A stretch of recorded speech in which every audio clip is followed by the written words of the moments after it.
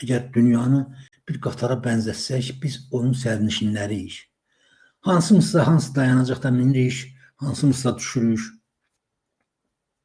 Cabir də məhz ömrünün 49-cu yaşında bəs dayanacağı burada idi və bu alın yazısına görə də o qatardan düşdü. Amma o qatardan düşəndən sonra, özündən sonra nə qoydu getdi və biz bunu mütləq ortaya qoymalıyıq. Və ona görə ki, bu adam düşdü, bunun yerinə kimsə mindi. Və onun da bunun gününə düşməməsi üçün.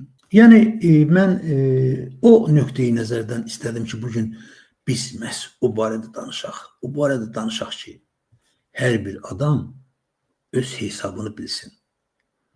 Öz hesabını bilsin ki, bugün mən bu işi, bu filan şeyi eləyirəm, bu sabah mənə qayıda bilər. Bumerang kimi mənim özümə qayıda bilər. Ona görə də bunu eləməyim. Qardaşlar, bunları təbii qəbul eləmək lazımdır.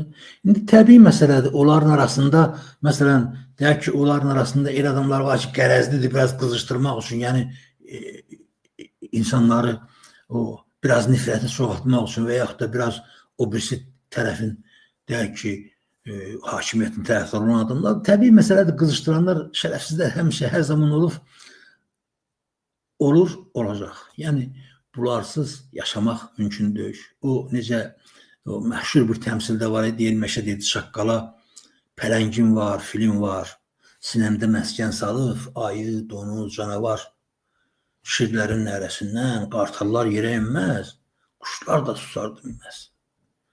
Çaqqal dedi, ay meşə, bir ibrətli məsəl var, demiş ellər, obalar, meşə çaqqalsız olmaz. Tutaq ki, bu dünyada sən ən gözəl güşəsən. Sinəndə çaqqal yoxsa, ay yazıq nə meşəsən. Yəni, biz bəzən onlar da, o adamlar da, o zərər verənlər də olmalıdır. Necə ki, deyək ki, meşədə, yəni ümumiyyətlə Allah həmişə elə tənzimləyib, elə balans yaradıb ki, bu ölkədə.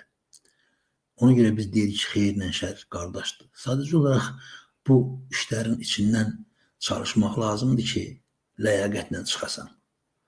Yəni, ləyaqətlə o mənada ki, haqsız heç kimin haqqını yeməyəsən, haqsız heç kimi ayaqlamayasan,